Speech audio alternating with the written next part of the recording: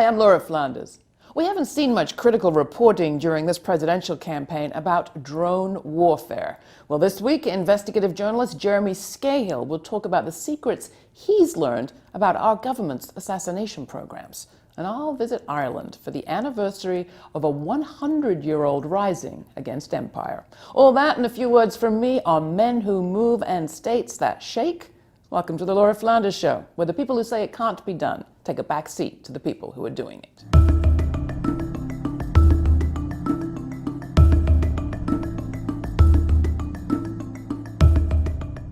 If drone warfare has come up at all this election season, it's been in passing, and the candidates don't differ much on it. But how is the face of war changing, and how do our peace movements need to respond? Jeremy Scahill is an award-winning investigative journalist and a founding editor of The Intercept. He's the author of Blackwater, The Rise of the World's Most Powerful Mercenary Army, Dirty Wars, the book and the film, and now the Assassination Complex, inside the government's secret drone warfare program, written with the staff at The Intercept. Jeremy, welcome back to the program. Glad to have you. Laura, it's like being home. It does. It feels like Yeah. being home. We'll talk more about that in a bit, but let's start with the meat of the matter, the book. It is based on a mountain of classified documents that you and your colleagues went through. Briefly, what is the most important thing we need to take from it? Well, the Obama administration and the president himself have claimed, really from like the first year of the administration on, that this is somehow a cleaner way of waging war, that it's a smarter way of waging war, and that it's a more effective way of killing terrorists and protecting Americans.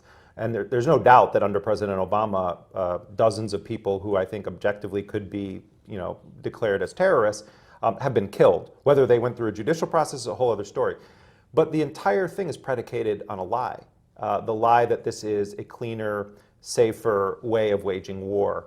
The reality is, and the documents that we obtained show this, that at times 9 out of 10 of the people killed in drone strikes by the U.S., the U.S. doesn't even know their identities. In other words, 9 of the 10 people were not the intended targets of the strike. Were they other so-called bad guys? Maybe. You have a chapter in the book co-authored with Glenn Greenwald called Death by Metadata. Right, and that's how people are essentially being killed today. It's not that you are locating an individual and killing them. They are locating people's SIM cards or their handset numbers, and there's a number of things. They call them selectors. Everything is like in corporate language. The SIM card being the thing you have in your cell phone. Right, the SIM card is in your cell phone, and your SIM card has its own ID number, and your handset that you put it in, if you have an iPhone, you stick the SIM card in the iPhone. The iPhone also has its own indicator, and then the SIM card has a way of communicating with the cell phone tower, and the phone itself has a way of communicating with a Wi-Fi communication. So your phone is basically just like a homing beacon that's constantly emitting signals without your knowledge. And so the US, the NSA, the CIA, and the military are using those signals being emitted by everyone's phones to triangulate the location of a phone that they believe to be in the possession of an individual, and that's how they trigger the drone strike. So in many cases, they're not even 100% certain that they have the person, but they know they have the phone. So you might have given your phone to someone? Right. I mean, and it does happen. In fact, that the source who gave us these documents, the whistleblower who worked on the targeted assassination campaign, said that they would watch the Taliban go into meetings, and then they would have like a shuffle in a bag of SIM cards, pass them out, and then they would all go and spread. They understood the system. But there also have been a number of cases where people have been killed because they had a phone that U.S. intelligence believed was connected to terrorism, and then a drone strike takes place, and it turns out not the right person. Now, the White House is releasing documents purporting to tell us more about who's targeted and why. What do we need to think about when we hear the White House talk about its releases?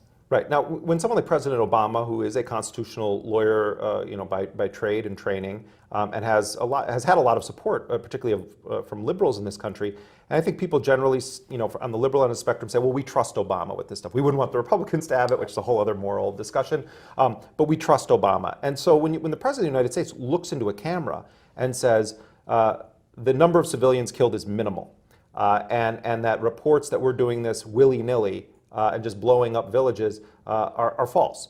And he says, the number of civilians killed is minuscule. Okay. I don't think it's that the president is knowingly sort of lying to people.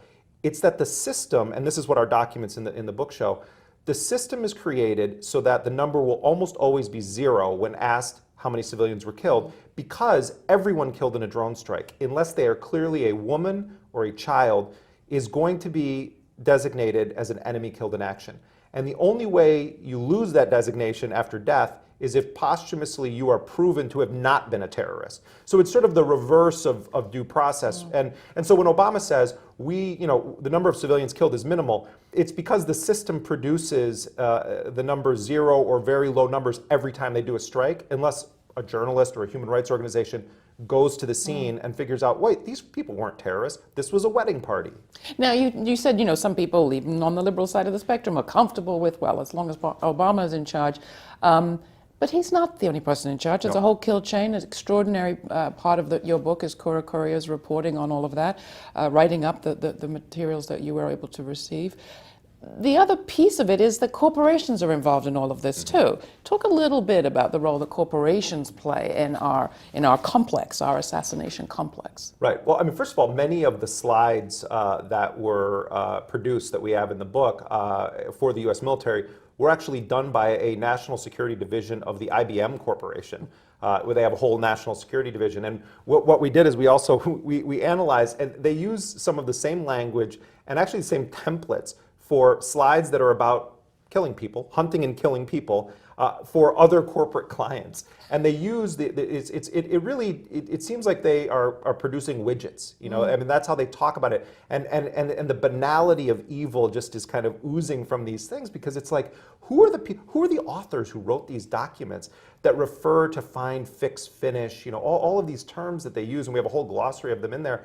But I mean, corporations are making a killing off of this killing. You have Boeing, Lockheed Martin, and then you have these huge farms filled with private contractors who are on loan or being rented to the US government to be drone pilots or to be intelligence analysts. And those individuals are essentially part of a matrix that is a for-profit industry of killing. And it's wrapped in the sort of flag of patriotism and national security. But at the end of the day, there's very little difference between what is happening now with the warfare industry and drones as what happened with Lyndon Johnson when he was throwing contracts to Bell Helicopter because they were a Texas company and the Vietnam War seemed like a great market for them. Well, the military-industrial war killing complex is, as you said, nothing brand new, but this definitely is a new form. We often talk on this program about the history of capitalism and how does it keep going? Well, first you exploit land, then you exploit people, and increasingly it looks like wars become like the bedrock of our ability for capitalism to revive itself in a moment of crisis. Totally. It's certainly what happened in the 20th century. Seems to be what people are betting on in the 21st. Well, it also is a kind of form of, I mean, if you look at what the U.S. is doing in Africa right now, it is a form of neo-colonialism. So talk about that. Well, you've got you have an increasing number of what they call small footprint bases throughout Africa, and so the U.S., rather than deploying large numbers of troops, is starting to create outposts where they can fly drones and other essentially robotic tools of war, and then also partnering up with unsavory militias or human rights abusing governments. I recently did a story about how Eric Prince, my old friend, the creator of Blackwater, one of his latest things was creating a privatized air force using crop dusters manufactured by a farm company in the U.S. state of Georgia and weaponizing them to sell to the Christian supremacist leader of South Sudan. You have this sort of growing covert or not so covert military presence in Africa. And if you just rewind history half a century, there were these liberation struggles against exploitation of natural resources, against stomping out any attempts at self-determination. And I feel like there's nothing new in warfare except the technology. These companies are very much like the Dutch East India Trading Company and United Fruit. I mean, they're just a little bit more sophisticated in how they conduct their business. One of our subjects off on this book is the close relationship between the U.S. policing system and Israel's. Does Israel show up a lot in these leaks? No, well, Israel doesn't show up in these documents. I mean, in some ways, Israel is more effective at keeping secrets than the U.S. intelligence community. You haven't had this scale of a leak on the Israeli program at all. I mean, in fact, the only real, remember, and I know you've reported on this a lot, Mordechai Vanunu, the former Israeli nuclear worker, blew the whistle in the early 1980s about Israel having nuclear weapons, which was an open secret, but he confirmed it. And then he was, as a result of that, kidnapped and then had his entire life destroyed, spent decades basically in prison or being driven to insanity. But there is a very deep Israeli connection to this, and that is that the U.S. has whole cloth adopted the Israeli assassination model. In the 90s, Israel began very openly and proudly bumping off people, Palestinians, who they considered to be either too popular of leaders or they accused of being heads of terror cells. And after 9/11, when the Bush administration was trying to basically heap all of the blame on the Clinton era, Richard Clarke, who was the counterterrorism czar in the waning years of Clinton and then continued on with Bush, testified in a secret hearing in front of Congress that the reason that they didn't want to use a weaponized drone to kill bin Laden early on or to sort of launch a cruise missile strike that would effectively kill him is they didn't want to give the perception to the world that the U.S. was running an Israeli-style assassination program. Fast forward to the middle of the Bush administration and then the Obama administration, we have become the Israeli assassination program across the globe. So to switch to a topic that you're also deeply involved in and thinking about a lot as we meet, and that's the recent death of Dan Berrigan, the extraordinary poet and priest and peace activist, co-founder of the Plowshares movement, died at the end of April 30th at the age of 94, almost 95. He was part of a peace movement that knew where to go to beat the missiles and would go and beat them. That was what plowshares were, beating on the nuclear warheads or what were going to be nuclear warheads with hammers, casting blood. He was part of a movement that was against the Vietnam War in vast numbers. Not everybody did the brave things he did, but it was a mass movement. It was a war we could see on TV. This is a continuation, as you said. The corporate picture of it is a continuation, but our experience, I think, as people is very different. I mean, this feels like a war that isn't even a war. It's sort of atomized to the level of a drone against a SIM card, right. and no coverage. And the only people that really, I think, have to pay attention on a daily basis are people whose loved ones are deployed in war zones or people who represent the diaspora of the largely Muslim countries where the bombs are falling. But the average American doesn't have to pay any attention to this. And in fact, because we live in this era where we're told that, our ability to see into the fictitious lives of the Kardashians is what is reality TV, the war becomes a backdrop, and it doesn't look as real in our minds or in the minds of a lot of people as their video games that they play. And it's private. It's private whether you're the drone operator, operating kind of personally, privately in your private life, and then going back to your family at the end of the day, or whether, as you said, you're the person with their being tracked and unable to communicate to others what's happening. You mentioned Dan Berrigan, and I remember, I guess it was early on after 9/11. I was with Dan Berrigan and some other people from the Catholic worker movement, and they were protesting at the huge battleship that is parked off of the west side of New York, the USS Intrepid. And at the time, you could sit in the cockpit of a plane, and kids were doing this, and you could operate your own bombing run over Iraq. And they had little kids going in and doing this. I mean, now that is the whole gaming culture is part of this. So two things: how does our peace movement need to change? Our peace movements need to change to respond to this, to kind of republicize, to reshare this experience. Well, you and I mean, Laura, you and I have known each other for a long time. I feel like I was a little kid when I first met you, and I was like, oh my God, it's Laura Flanders. And and I was living actually at the Catholic Worker at the time and sort of begging my way into working with you guys. And you were working a lot at Democracy Now!, one of the only people ever to be allowed to host the Democracy Now! When Amy was not around, which is kind of an awesome thing. Big honor. Right? No, but it was cool, and you and I had worked together. But I learned a lot from being around both community radio and these communities of resistance, and it really was like kind of an alternative education in a lot of ways. And I think that one of the lessons, though, that I think we can learn by comparing where we are now to what was happening at the height of Dan Berrigan's global impact, which was when he and his brother Phil had burned these draft cards in Catonsville, Maryland in May of 1968. And that was this intersection of the targeting of people of color in the United States, the uprisings that were starting with the freedom rides and the fight for actual voting rights and the fight for dignity.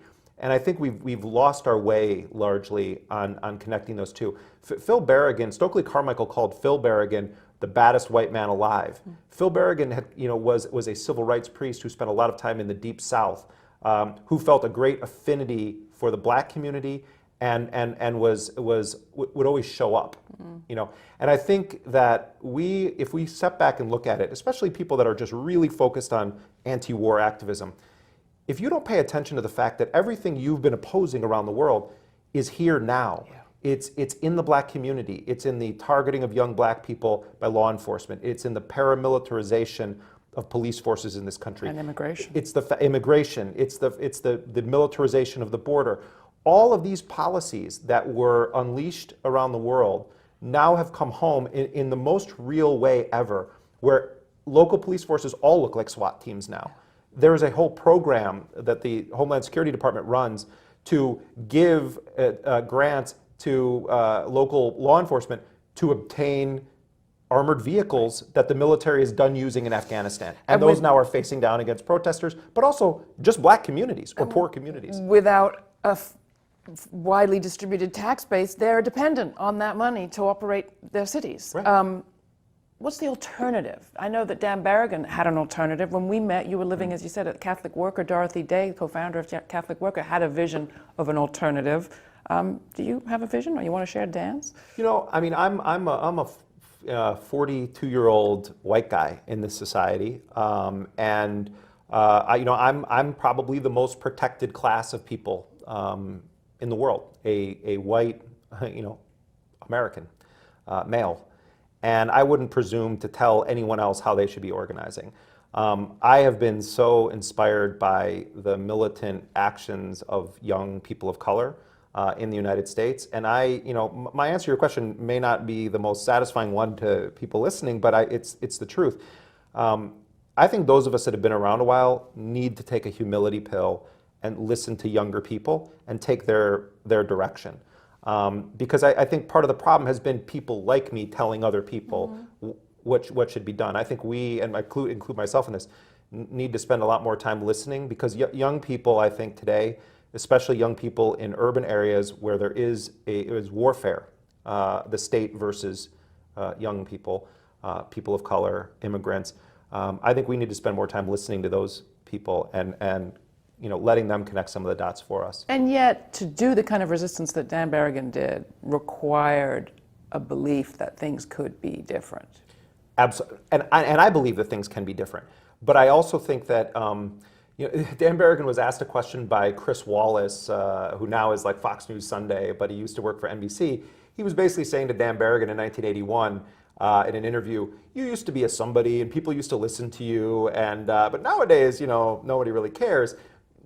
Meanwhile, Dan Berrigan a year earlier had started the Plowshares movement by breaking into a nuclear plant and hammering on warheads. But Dan Berrigan said basically, my conscience is not tethered to the cord on the other end of a television set. Right. Phil Berrigan was a big fan of saying that if you become obsessed with your own efficacy, then you've already lost. Yeah. That there are some struggles that simply to be engaged into them is how you define whether or not you're alive.